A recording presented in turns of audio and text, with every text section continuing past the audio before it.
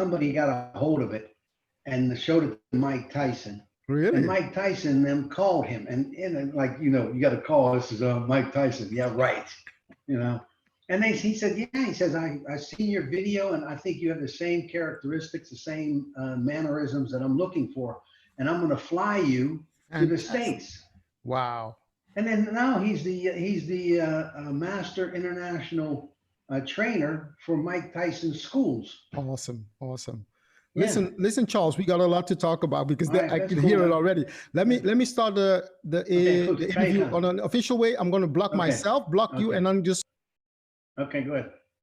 do the introduction, and I'll call you in. Okay? Okay, gotcha. Give me a minute. All right, cool.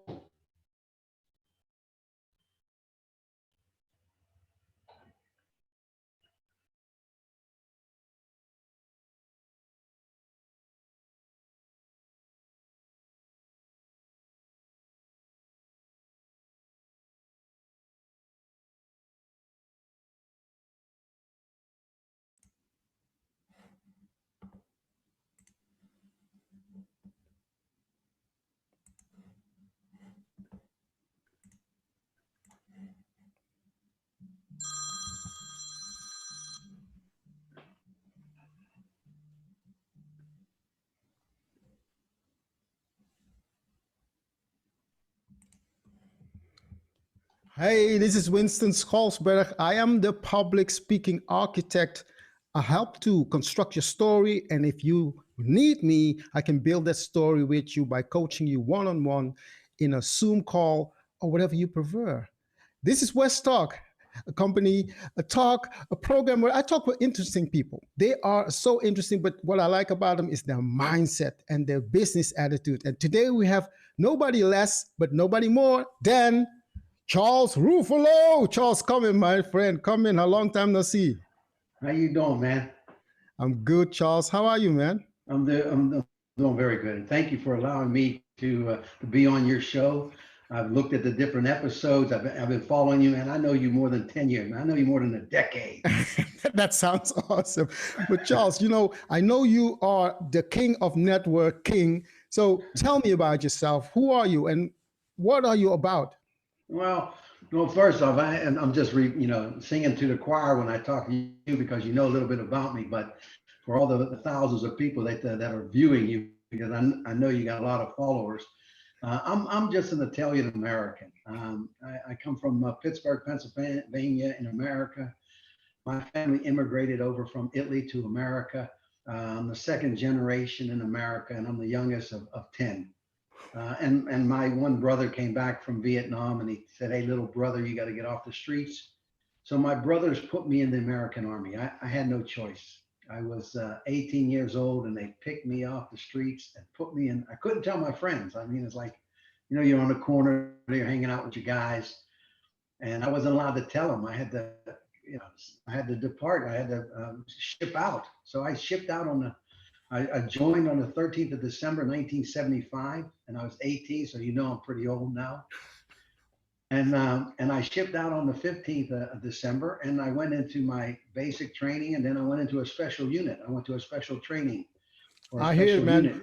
Listen, Charles, I know you got a lot to talk about. So let's take the time and Cool. just slow it down a little bit before we go into this part that you're talking about. Let's go back. Let's go way back. You were born in the States, Pittsburgh. You were little, a baby. Who's your father? Who's your mother, man? Well, my father is Joseph, and my mother's Clara. And as I say, I'm the youngest of the tenants in the family. So I was the bambino. And I always grew up in a very protected Italian Irish family area in Pittsburgh. So I had a lot of family that was around. I grew up, sometimes you watch those old Italian movies here in this country. And that's how we grew up. I mean, the Goodfellas is from Pittsburgh. The Godfather and stuff like that. Those are some of the things that really did happen where I grew up. So how was school? How was school in those days? School, man. I didn't go to do much of a school. When I was 13 years old, I worked in the Jewish bakery. I'd go down to the Jewish bakery and I'd work in the Jewish bakery. But before I went there, I was in the Italian restaurant. I worked in an Italian restaurant dishwashing, and then I moved my way up to making pizzas. I was 13 years old. Hold on. So you're telling me you didn't go to school because that was not the environment to go to school, but you went straight to work? Is that what Well, you're saying? yeah, you needed some money. You needed money. You know, and like, you're the youngest, so everyone moves out of the house, and the one goes here and the one goes there. So I was a little wayward. You know, I had the discipline, of course, that I knew, and I was taught values and everything like that. But then you go out on the street and you start learning that, hey, you got to survive. And so I remember Tom Joyce, a good friend of mine. He's a Serbian. Because where I grew up, Winston, it's ethnically broken down. We have the Jews that live there, the Hunkies live there. That's the Hungarians. The Italians live here. The blacks live there. The Irish live here. So still today, it's a very multicultural society. So I had friends in every neighborhood. Ike Carroll was in the Irish neighborhood. Shane Kelly was in the African American neighborhood. Dino Rochoff was in the Gypsy neighborhood. And so, you know, you grow up in that type of environment, and everything seems so normal. So are you saying that it's like completely segregated community you were living in? Yeah. And you'd go from one part of town to the other part of town, and you hope that when you went to the other part of town, you knew somebody. And you know, I'm glad that we all loafed together. So we were the only gang that had a mixture of people. We're the only ones that had like a black guy or a Hungarian or a Polish guy, an Italian guy. And so the police always knew who we were because we weren't running around. They see Shane, of course, he's black. And so they would say, hey, they knew who we are. They tell us, get off the 4th Street corner, because we used to loaf on the 4th Street corner. And they say, get off and go down to the river, because Pittsburgh has 3 big rivers. So they tell us, go down and loaf on the river, get out of here. So, you know, I really didn't realize what I was going to do. And so growing up in a multicultural society like that, I had friends in different places. And, you know, you don't really realize that where you grew up, that it was peaceful, it was protected, but it was a little bit abnormal to the other people. I didn't realize that till, as you know, my wife is Dutch. We've been married 40 years this year. When I took my wife back, thanks, man. When I took my wife back to Pittsburgh in 1978, my best friend, Ike Carroll, the Irish guy, picked us up at the airport. He picked us up because my dad had the wrong date and couldn't pick us up. So I had to call from a phone book. I called Ike, my good friend, and he picked me up. He had a case of beer in the car.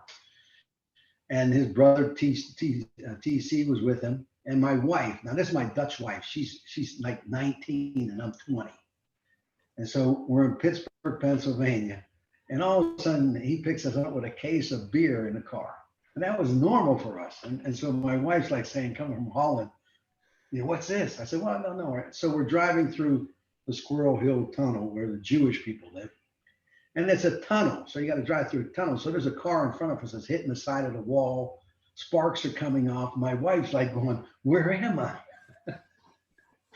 She's like saying, I said, don't worry, this is normal. And so, you know, you get down and you come into downtown Pittsburgh, you come out of the tunnels, and there's a big city. I mean, big lights and everything like that. And then you just do certain things that you thought were normal. And we stopped at Burger King, and she never ate a burger. I mean, this is 1978. There, you know, in Holland in 1976, there were no McDonald's, or there was only Snell Buffet and Indonesian restaurants because of the Dutch history. So we went into a Burger King to get a Whopper, and it used to be called a Whopper, and it takes 2 hands to handle a Whopper, a 2-burger bag. And so my wife, Herm, she says, hey, can I get a knife and fork? And Ike and TC, they looked at Herm and they said, what? I said, yeah, they eat with knives and forks. I mean, little things like that. And then I took her down to Shane Kelly's house, and I went into the black neighborhood, and Shane and I were very good friends, and mom and his father. And I went down into the neighborhood. I said, I'm going to take you to where I grew up, so you see everything about me.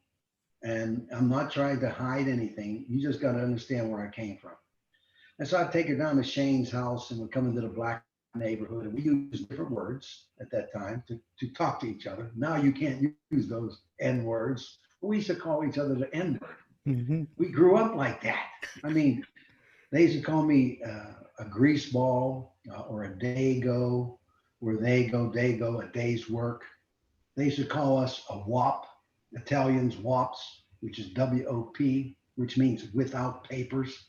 What? I mean, and so we grew up all like that. And so we knew what it was to be in a very diverse and multicultural society. It was normal for us. Mhm. So then after I showed all these things to my wife, she says, I think you lived in an abnormal life. And I said, no, this is normal to us. This is no. This is Wow. normal. Mm. So, you're in a very protected environment.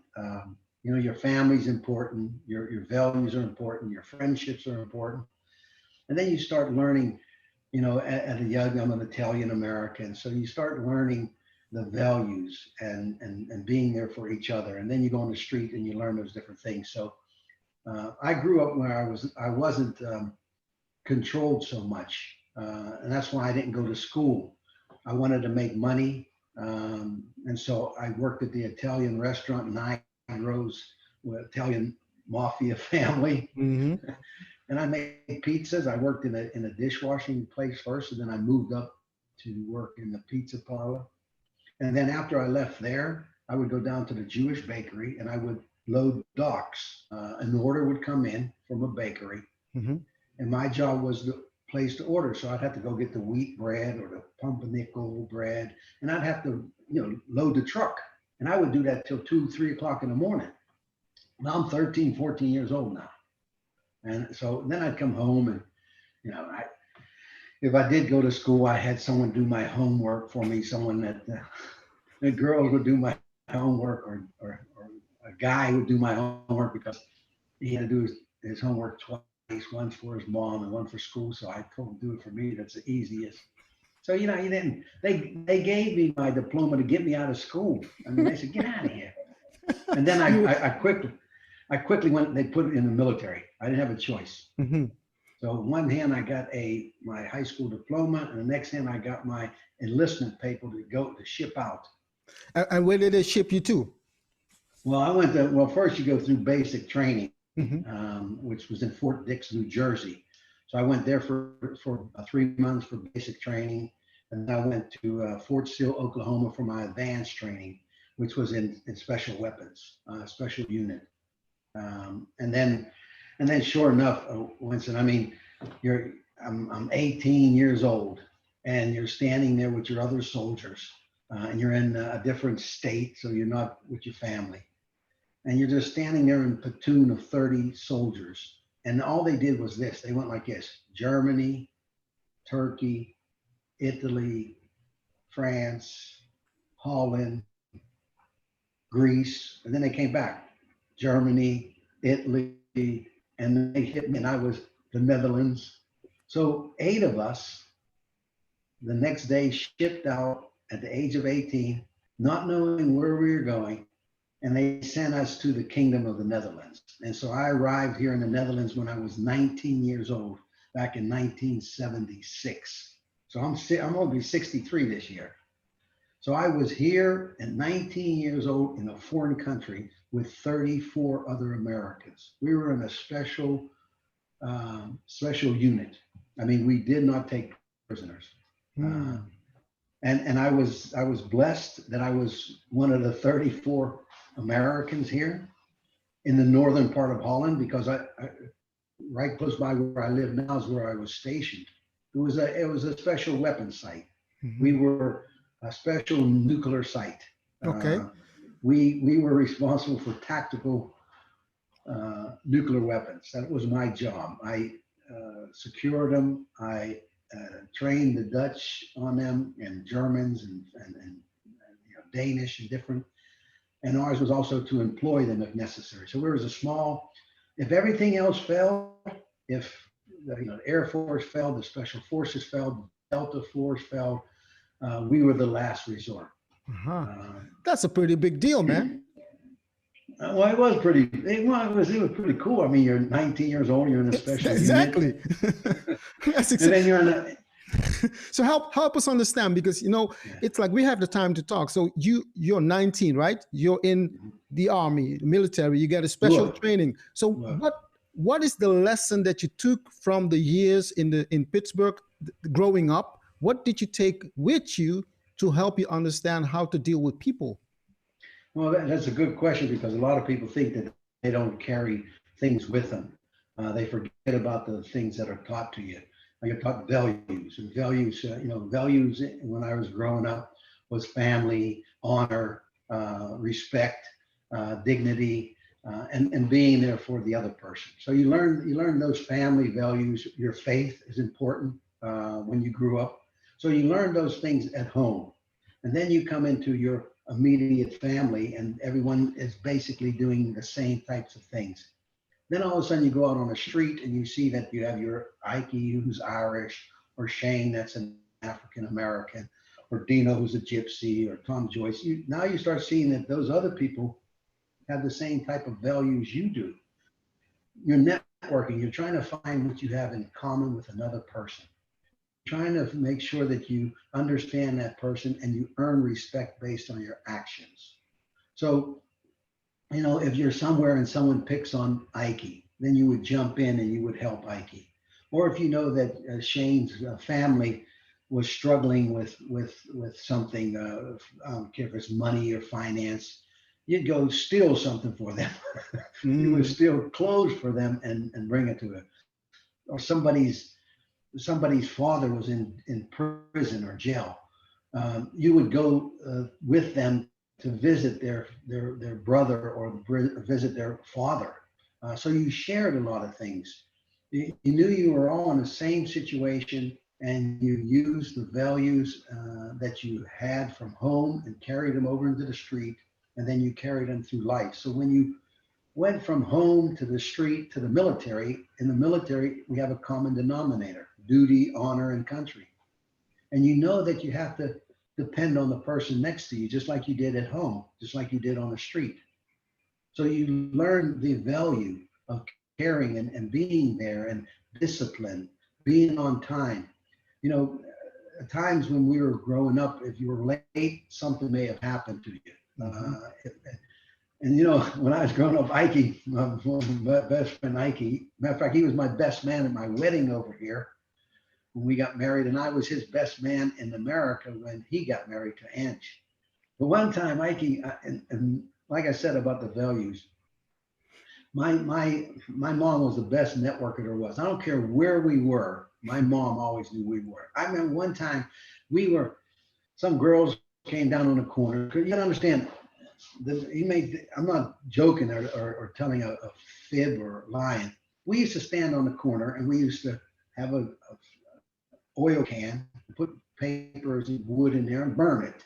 And we would sing and would get someone to go running for us. A runner was someone who went and got beer for you. You paid them and they went and got beer or something for you. You put it in a brown paper bag and you ripped it up so you can, no one can see that you're drinking. And we're like young, man. We're like 10, 12, 13 years old. And you would do all those things. And one time these girls came down on the corner, and so we went up to their house, and just listening to music and doing it. And then it's like 2 o'clock in the morning, and my mom calls. Like, how did my mom find where I was? And sure enough, the phone it rings, and the girl answers, and she says, "Is there a Ruffalo here?" I said, "Yeah, it's me." And it was my mom. I got on the phone, and my mom said, "I just want to make sure you're okay." I said, "I'm okay." She said, "Good." And that was it. We used to go. We used to go all night bowling. I don't know if with bowling now is anything, but we used to go all night. We'd go from 12 till 6 o'clock in the morning, the whole night bowling. The guys of us, we just want something to do something. And the bowling alleys were open all night. And we're up in North Versailles, a town outside of Pittsburgh. And we're out there bowling. It's like 3, 4 o'clock in the morning. Phone rings, and and the guy behind the counter says, "Hey, is there a Ruffalo here?" I said, "Yeah, that's me." It was my mom. She just wanted to make sure I was safe. And Mhm. then she hung up. She said, "I want to make sure you're safe." So you learn that the other people are there and they care for you. So Take, when you come into the military, it's the same. mhm. You know you have to count on the next person. You know that you have to be loyal. You have to be honest. You have to have integrity. And these things you know because on the street when you're growing up, if something happened, people know he's not trustworthy, or Yep. he's a squealer, or he's somebody that did something wrong. Thank you. And Thank you so for thank you for explaining this, because this is really important in understanding. Now I understand what I see in you as a trustworthy person, somebody that really will have your back once like you accept me as a person that we know each other. I can feel that you got my back. And so help me understand that you take this, like those values you take into the military. How long did you stay in the military? oh, I've retired. Man. I spent 20 years, and I'm a retired sergeant major. Who would? I mean, I thought I'd do my 3 years. I did a contract for 3 years, and Mhm. it was funny too because when I went down to join, my brother took me down. He took me off the street. He put me in a car, and we drove down to the federal building. Mhm. Came into he just came back from Vietnam. My other brother was in Japan, and my other brother was also in the military. We're a military family. My my father was in World War II. My uncle landed on D-Day. My other uncle landed in Sicily because he was Italian. And so we're basically in a military family, not knowing that until later. But my brother put me in a car. He was my favorite brother. I looked up to him. He had the girls. He played basketball. He had. When I grew up, I wanted to be like him. So my other brothers knew that he had the most influence on me. Mhm. And so he picked me up, put me in a car, and we drove down to the federal building in Pittsburgh. That's where you sign up. We came in there and he says, okay, there's the Army, Marines, Air Force, Navy, and Coast Guard. Where do you want to go? And I said, what? He says, where do you want to go? And I said, well, shoot, you were in the Army. I'll go in the Army. He said, okay, we'll go over there. So I went over to the Army recruiter. He said, well, you're going to have to take a test. I took a test and I flunked. I flunked the Army test. Wow. And my brother looked at me. He says, hey, how dumb are you? How can you flunk the easiest test in the world? I said, I never went to school. He said, get your ass in a car. I got in his car. We drove through Squirrel Hill, went to the Carnegie Library. And Carnegie Library, of course, you know that the Peace Palace in Den Haag was funded by Mr. Carnegie. Mr. Carnegie comes from Pittsburgh. He comes Mhm. to the first thing. So we stopped at the Carnegie Library. He says, you wait here. He went in and he came out with a stack of books. I said, okay, good. He drove to his house. He said, go take a shower. And you know, it's your big brother. You look up and so you don't say no, because you know there's repercussions if you do say no. And you don't want those repercussions. Maybe you think you do, but you don't. And I know my brothers and my uncles and my dad. So sure enough, I go take a shower. He made a sandwich for me. Put some potato chips on there because I like potato chips and so. And he came and he said, go ahead, eat. Um, he says, now get in that room with those books, and for a week, you're going to study. And you're not going to come out of that room until you have to go to the bathroom or you want to take a shower. But you will study for this test. So for a week, he locked me up in a room and I studied. And when I came out, we went back down to the federal building. I took the test on the 13th of December. I passed. I got so high grades that I had to go to this special unit. Wow. The guy came up and says, you can choose. What do you want to do? This, or this? And I said, what's that? He said, that's secret. I said, that's what I want. and my brother was just in Vietnam. So when I came out, he said, what happened? I said, I'm in this unit, this special unit with nukes. He said, what? I said, yeah. He said, when do you leave? I said, 2 days. So I only had 2 days before I shipped out. So I took my little contract that I had my contract. I went down to the corner with my boys. I said, guys, you know, I'm gonna be leaving, man. I'm going to war. You know, because Vietnam was still on. The Vietnam era was still on. We had the Cold War with the Russians. And I went to a couple girls. I said, babe, I may not be coming back. You know, I'm deploying in 2 days. So for 2 days, I had a nice time. And then I shipped out. And then when you get to the unit, of course, they shave your hair off and make you, the same as everyone else. And you get the same uniform. You try to be Mr. Bad Guy from the street, but they break you really quick. Mm.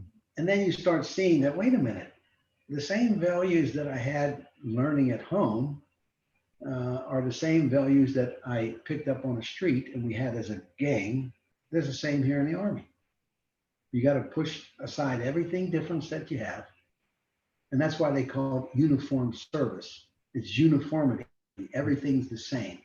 And so all of a sudden you start seeing that Sexton, the guy over there who's in my class too, or Caldwell or Sanchez, that all of a sudden we all had the same type of values and we all had the same type of norms, and we wanted the same thing. We wanted to succeed. We wanted to have our parents be proud of us. We wanted to make sure we didn't disappoint someone. And then you start learning about giving of yourself for another. That's why sometimes when you watch movies or something, and someone jumps on a grenade because he wants to save his other soldiers, or somebody takes the round or takes the position because they want to defend and help you. So all those things you start learning, you thought, wow, this is pretty cool. I mean, it's all coming together. So then I spent 20 years in the American Army. I retired. I went to the highest military academy. But when I was in Holland, when I was 19 years old, in that small unit here in Steenwijk and Dorp, it was a special weapons site. We were a special nuclear site, tactical, which means you're only 30 kilometers from the enemy. And that's why I say when everything else failed, every other force or weaponry that you had, we were the last resort. So we knew we were going to die, because if you use a nuclear weapon, I don't care if you're 30 kilometers or 300 kilometers, your ass is, you're going to put your head between your butt and kiss it goodbye. You're just going to do that. Yeah. And so I was in this special unit and here in the Netherlands, and I went down, and Gene Fast, a private of mine, it was a sergeant. He said, "Hey, Sarge, I want to go to a party." But the Puerto Rican guy, Paco, he was having a birthday party and an engagement party, and you had to get dressed up. And Gene Fast from Minnesota only had two uniforms. He had his fitness uniform and his regular uniform. He didn't have any clothes. And so, yeah, Gene Fast, that's why one reason he joined the Army was because he was poor. And the Army gives you a meal, a bed, they give you everything. So that's a good way to get out of a ghetto situation, is join the military. True. Or economic situation. So Gene Fast didn't have a shirt. He said, "I need to buy a shirt." So I said, "All right, I'll go down to the store with you, the boutique in Steenwijk, which is like 5 minutes from here." We walk into a boutique store, and at a distance, I see a girl with long dark hair down to her buttocks. I thought, "Ooh-wee, that's a fine looking girl." She had khaki uniform on, and I had my green uniform on. He thought, "Man, that's a fine girl." So I told Gene Fast, I said, "I'll bet you €5, guilders at that time, or $5, I take that girl out." So we had a bet. My bet was how I get this girl and take her out. So I went up there and I says, "Sergeant Ruffalo, this is Gene Fast. This boy needs 10 shirts." And she thought, 10 shirts? I'm going to be the salesperson of the year. 10 shirts. This American's going to buy 10 shirts. But I thought, nah, he ain't going to buy 10 shirts.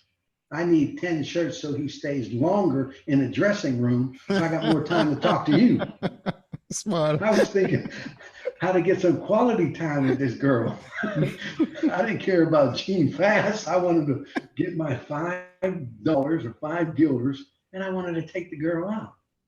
So he's trying on his shirt. He says, "Hey, Sarge, what about this?" I said, nah, man, get another one. Go back. Get back in there, try the other one on. So he went trying the other one. I turned to her and I said, "So what does your boyfriend think about you working?" She says, "I don't have a boyfriend." I said, "Man," I said, "Yes, Because hey, Winston, if you bust on someone's girl in my neighborhood where I grew up, Oh, man, danger. you be swimming with the fishes. I You know. don't do that. You don't do that. So I knew she was free.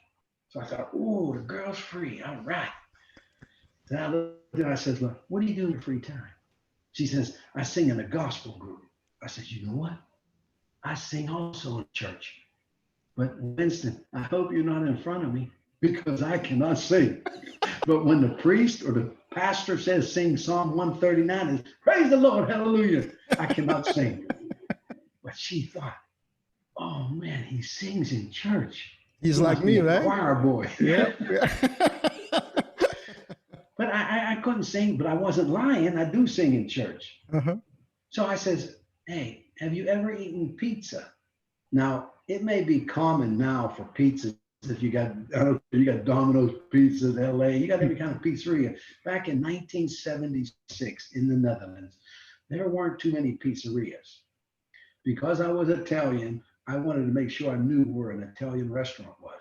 There was one La Stella's in Zuola, which was Mm. 45 kilometers from the base. I knew where it was. So I turned to her and I says, have you ever eaten pizza? She said, no, I've never had pizza. I said, you sheltered young lady. I says, would you like to eat a piece of pizza with me? No, I didn't say, would you like to go out to dinner with me? I said, would you like to eat, like, would you like to share a patat with me? Some French fries? Would you like to go eat a piece of pizza? And you know what? She said yes. And on a little piece of paper, she wrote her name and her Back in the day. telephone number. Back And in you the know days. what? That's You, it. You know no, no, what? no. Don't tell me you have the piece of paper still there. I have it, man. Hold on.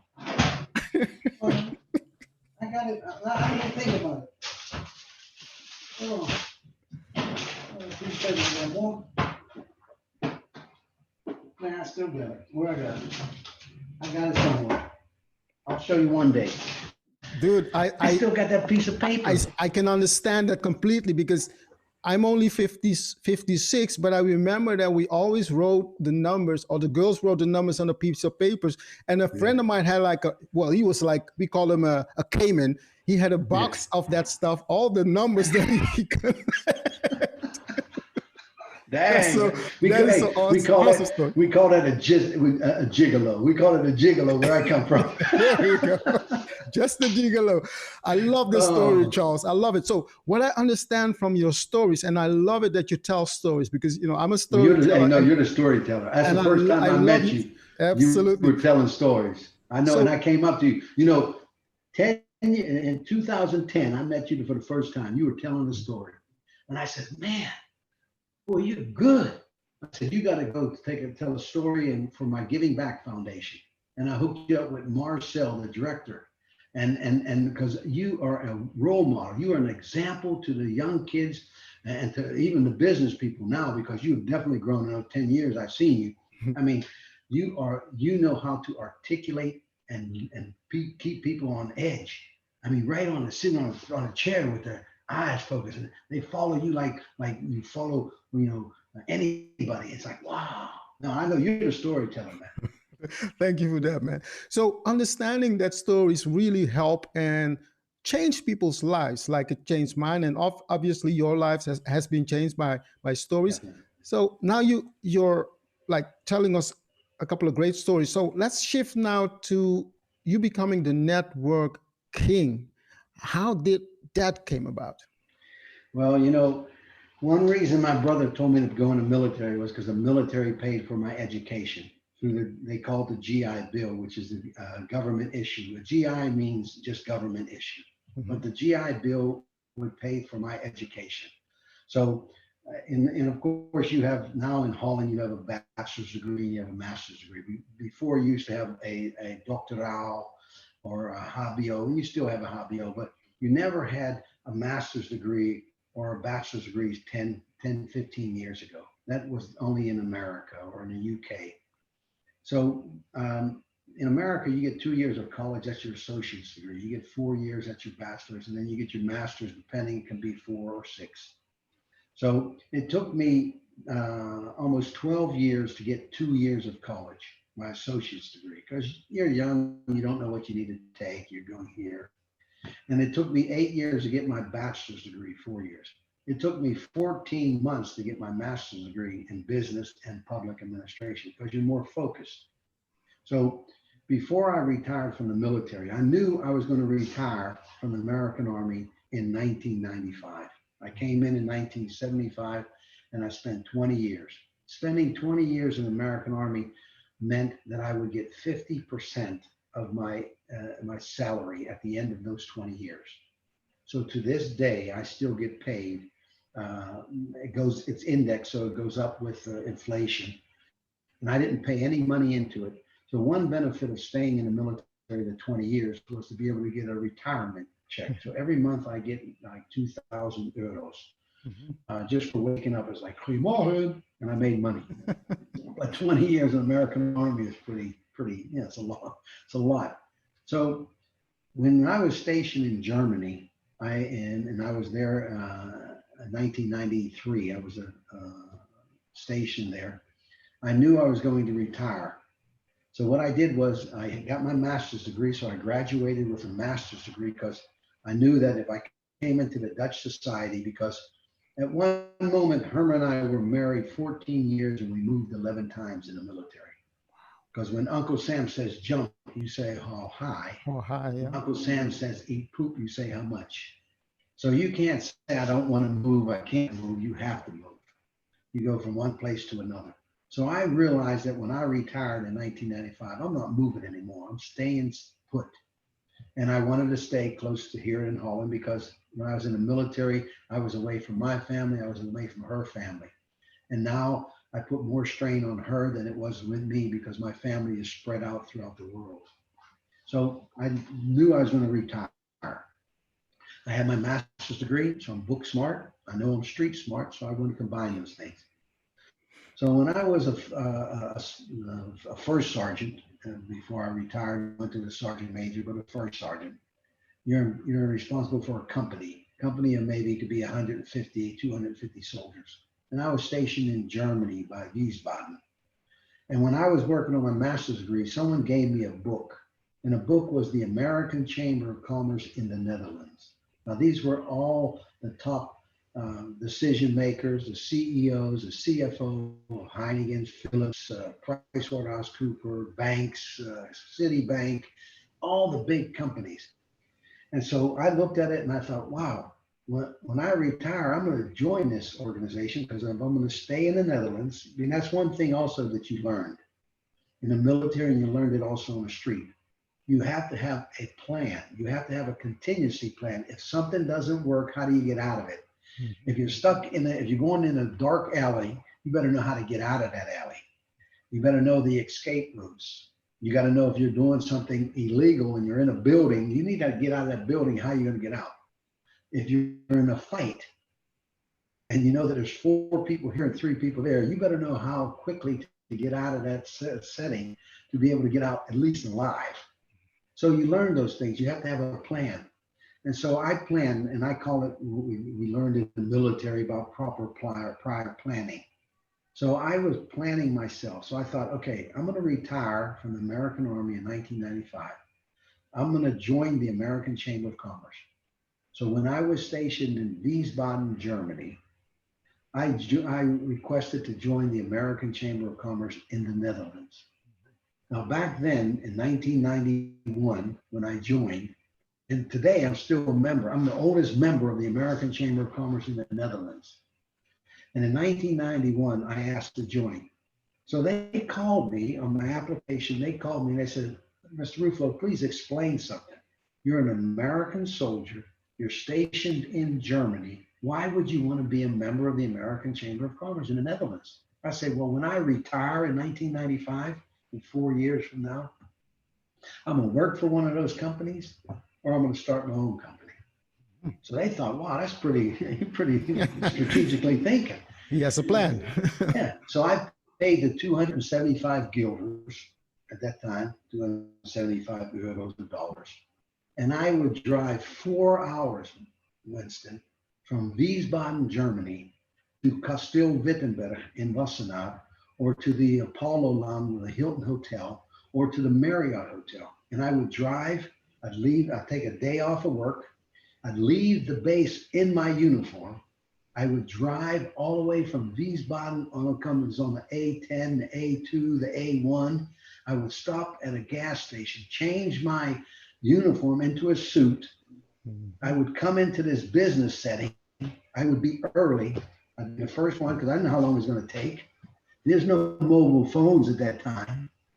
And I would be waiting, and all of a sudden the members of the American Chamber of Commerce would come in, and I'd be there, and I said, "Can I help? You want me to hang a flag up?" I'm not hang a flag. I'm an American flag. I'm a soldier.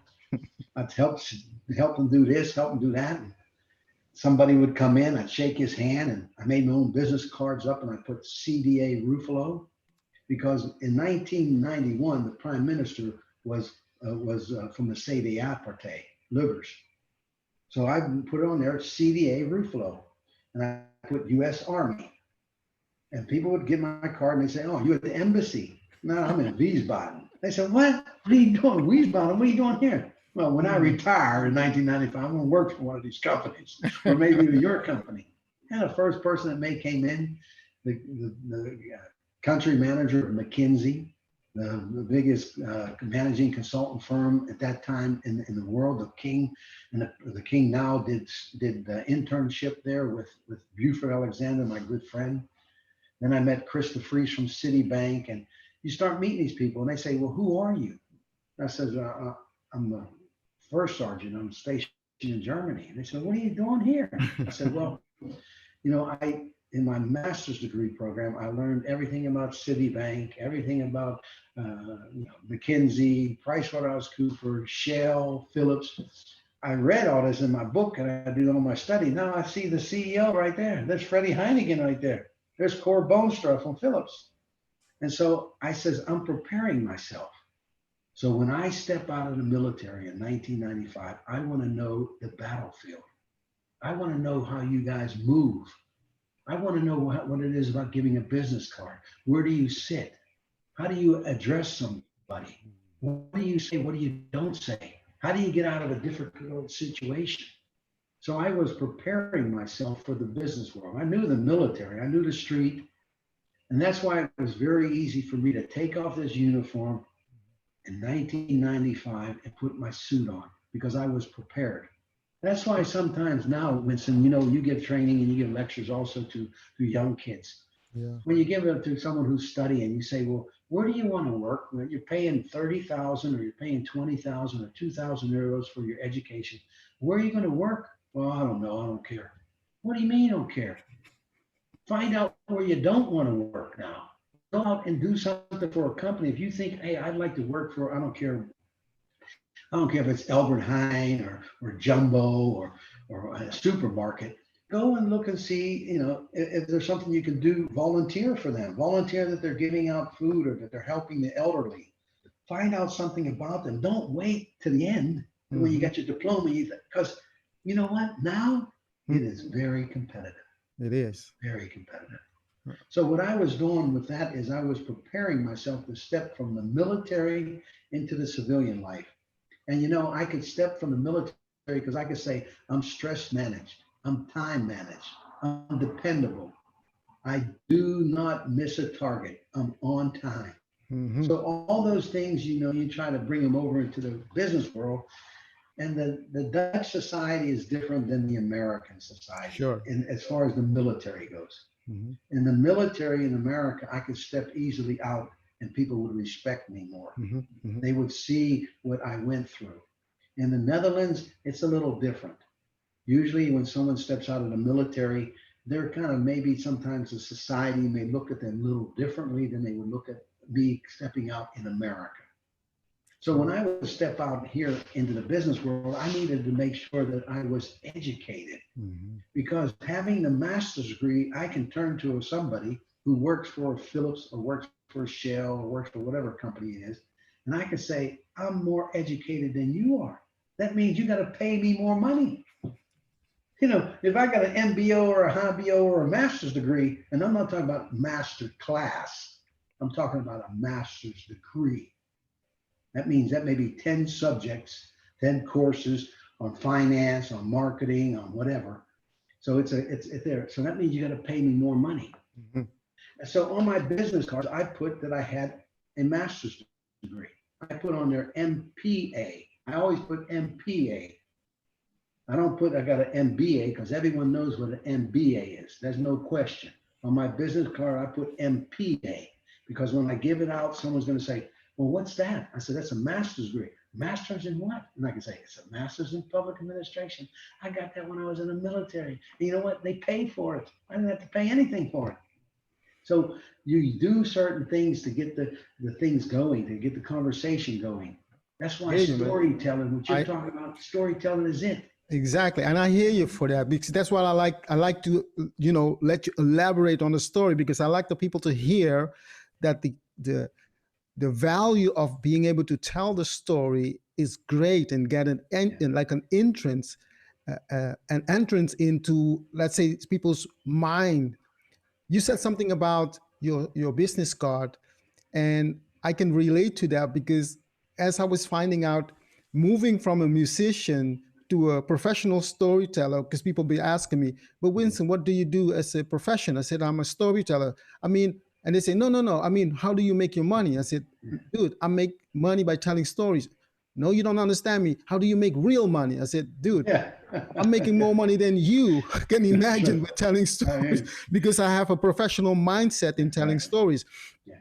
So when I became a trainer in public speaking, I didn't want to be a public speaking trainer.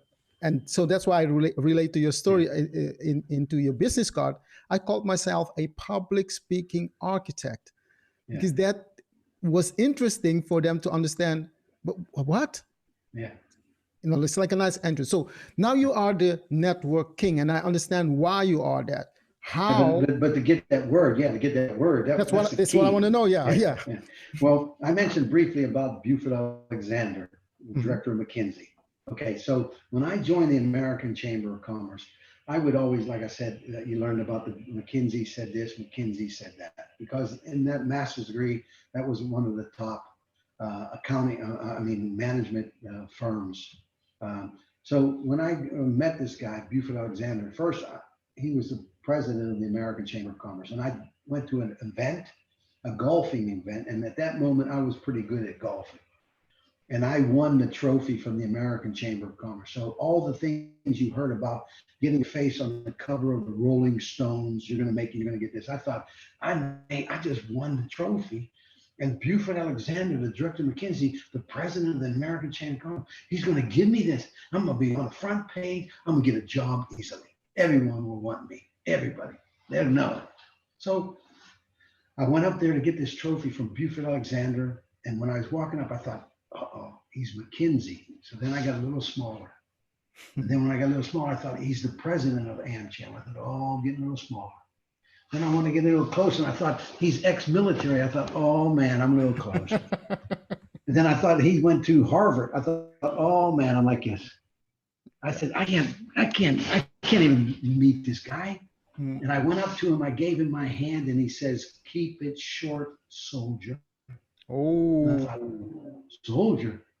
That means he knows I was a soldier. And he was a major in the American Army, and I was a sergeant major. So he had to listen to me. oh, So he knew my position and the function I had, that he had to give me respect because he knows I earned it. And at that moment, hierarchy that I thought, because hierarchy is determined by yourself, not by anyone else. All of a sudden, that leveled the playing field. Before, I thought he was always up here in the business world, successful, this. At that moment, he was like this. And he looked at me, he says, you're a born natural. And I said, born natural what? He says, networker. I said, what? And I thought, man, I drove 4 hours back home to Wiesbaden. I thought, networker, man. I said, he's McKinsey, Harvard graduate, knighted by the Queen. Man, everyone knows him. I said, you know what? I'm a networker. So I put on my business cards, I changed U.S. Army and I put professional networker. I just created it. I created the word. I turned a word into business. So I was like, man, I'm going to do this. So I joined also the American Business Club, the Amsterdam American Business Club, because driving from Wiesbaden to Amsterdam was a little bit closer. And then I got stationed in the Netherlands back, and they closed the base. But I was now in the Netherlands. And so all of a sudden, I thought, wow, the network king, I'm going to do that. So on my business card, I put professional networker. I gave that business card out, and somebody, Roger Long from Nyoroda, seeing my business card, he says, hey, can you speak for 145 very difficult students? I said, hey, Roger, they can't be more difficult than 250 soldiers. So he says, hey, can you talk to them about networking? I said, of course I can. He says, what do you cost? I said, 1,000 guilders. I didn't know what I just said, 1,000 guilders. He says, okay, good. I said, all right, cool. I got on the telephone, called my wife. I says, Herm, I'm gonna be talking about networking. I just got hired. She says, what? I said, yeah, they're gonna pay me 1,000 guilders. She says, what are you gonna talk about? I said, networking. She said, what's that? I said, that's what I do. She said, well, what is it?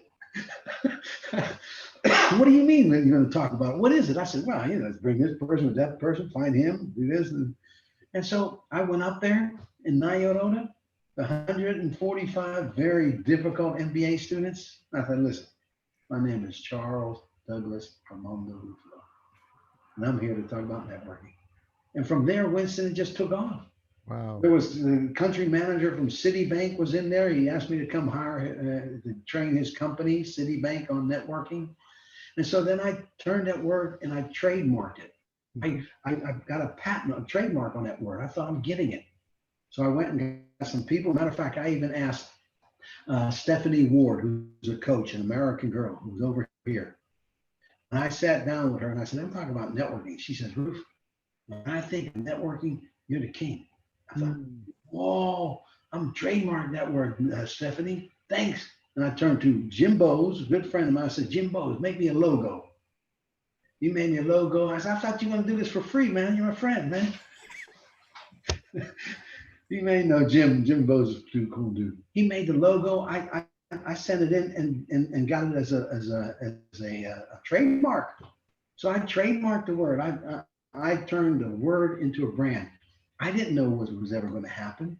Mm-hmm. I didn't know that someone would ask me to give a lecture on networking, and then I would train. I created 9 different courses on the thing. I even wrote a book. I wrote 2 books, Network Your Way to Success, a bestseller.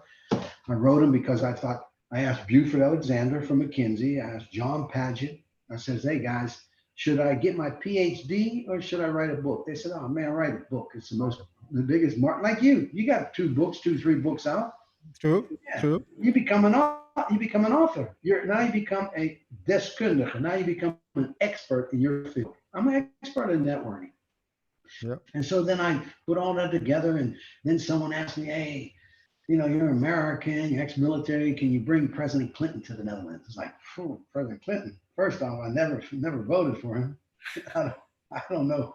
I never met him, but I knew the American ambassador, because when I was a sergeant major in the American Army in the Netherlands, I closed the base here in Hamilton in Steenwijk. I closed one of the bases in Coevorden, and I brought the American ambassador to Coevorden. Now, the American ambassador was appointed by President Clinton, so I knew that he knew him personally, and I knew him. So I contacted the American ambassador. I said, Ambassador Dornbush, how do I get President Clinton? He said, here's Dave Slade, his secretary. Now, why did he give me that name and that telephone number so easily? Because he trusted me. He knew my value system. And so when you get into from the military, you transfer into the business world, there are some things that are different. Just like I said, when you were young, you learn the values, you learn what trust is, respect. You do that on the street, you respect the people on the street. In the military, you have the same thing about values and about the norms and about respect. When you get into the business world, it's different because it's all about yourself. It's out there where it says, me, myself, and I. As the Dutch say, it's about ikke, ikke, ikke, and the rest can stick it. True that. And so you don't have that same value system. Mm-hmm. because everyone's trying to make an euro, everyone's trying to make a buck, everyone's trying to sustain themselves, to be in self-sufficient. So it's all that you're not really in it together. Because I want to make that money, you want to make that money. Because business is about making money. It's not American. You have to make money in business. So you got to be creative. That's why what you're doing right now is you're taking yourself and you're making yourself more exposed to other people. You're taking your skills and talents in this situation that we're faced in. This is, as you know it too, this is the first time in my life, and I know in your life, because you're younger than me, that the whole world is faced with the same thing. There's no exceptions. It's not that this part of the world is in a war, or this one has a tornado, or this one is going through a drought, or this one here has a tsunami. Everyone across the whole world is faced with the same situation. Never before has that been done. Never. And so you try to be creative as you are with these sessions. You've done what, 30, 40 of these sessions? 40, man. You have taken your skill and you have brought it to the masses. You have been able to use your creativity to think out of the box. And that's what happens in a situation like this. You learn to survive. You learn to adapt and overcome. And that's why when you said to me, "Hey, Roof, you want to?" Hey, yeah, man, I'll jump on this. I remember when you first started. You always talk about goal. You had your particular thing that you started about Goal Academy. Remember the Goal Academy? Goals Academy. Yeah, Goals Academy. Yeah. That's like when I started my networking academy, where I took my courses and put them online. And just as you offer it on your site, the different courses that you have, I've taken my courses, recorded more than 150, 160 videos, and I put them online. Now everybody is getting more familiar with the Zoom as we are right now, or the Microsoft Teams, or the Cisco systems, or Skype. And now you're able to bring your product, which is you, because your product is you. Exactly. I mean, you're taking your skills and you're doing an architectural way of telling someone, form it like this, you need to adjust it like this, you need to put it here, you need to put more strength here, you need more support on this. And that's what I do with networking. I'm trying to tell someone, you are born with a network, and your network grows based on your values and norms. It's based on earning respect, based on your action. That's why when I started in the beginning, I told, when I seen how your talent was when you're telling stories, that you could do a lot for the kids in my Giving Back Foundation. And so the cardinal rule of networking I learned is about giving. You give someone the time, you give someone a pat on the back, you give someone an honest, criticism about making it better. So when I created my Giving Back Foundation, I turned to the business world again. I turned to Buford Alexander from McKinsey, John Paget, who brought Quick Fit here, Photoshop, and budget. And I asked them to help me put together my Giving Back Foundation. And last year was 20 years. Wow. 20 years of Giving Back Foundation. Amazing. Is where we go into black schools in Holland, and there's still black schools. Schools that have more than 60% immigrants. And that's in the Belmer and the Schilderswijk. And we tell the schools, give us the best motivated, enthusiastic kids, and we match them with a business mentor. And then they go on into the university and we give them a coach. And it's all privately funded. We don't want any money from the government. And great so, stuff, man. I've worked with those kids through. Yeah, I know you did. I know, man. So, Charles, man, what I knew is that we would have a ball talking, and we could talk for hours and hours. Shoot, so I think for sure I have to call you back, man, because we're not done. But the hour is already it's like past in hour, and we. What time is it, man? It's what? Oh yeah, it is. Man, that's quick. We've been talking for an hour. So let me ask you a couple of difficult questions, and then need a short answer from you, right? Go What's your favorite? What's your favorite sound? My favorite one? Sound.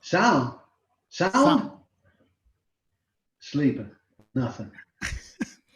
Silent. When I'm sleeping, that's the best time. Okay. I got not bothered by anyone else. I can just sleep. The sound of nothing. Okay. And your less favorite sound. My less favorite sound. My less favorite is a screaming baby. Man, I mean, because you don't know what they need. Got it. if a baby is screaming, you can't, hey, what is, hey, you need a bottle, you need change, you got to figure it out. Is it they need the food, change their diaper, or maybe when you put their diaper on, and that days when you use the pins, you may have stuck them or so. But that's the thing, is a baby crying. How do you figure out what it is? I hear you, man. What's your favorite word? Giving. Okay. Giving. That's my favorite word. I have to give. I have to give. Your least favorite word? Least? Yeah. Someone that's not trustworthy. Hmm. No, someone untrustworthy. Untrustworthy. I gotta trust you. Yeah, I hear you, man. So what's the last book you read? Last book I read? The last book I read was this one right here. Leadership, the leadership secrets of Jesus. Uh-huh. I got this. Matter of fact, I was over at my good friends. You know Jimmy Khadul. Jimmy Khadul. Yeah, of course. Yeah, that's I know that boy 20 some years. I was over at his office. He deals now with intervention for drugs and stuff like that, because he'd been clean off drugs for 15 years. And I seen this book on his bookshelf. I say, hey, I always call him Black Beauty. I say, Black Beauty, can I take a book? He said, yeah. So I took that book and I put it on my desk here and I read it. I always read this. That's it right there.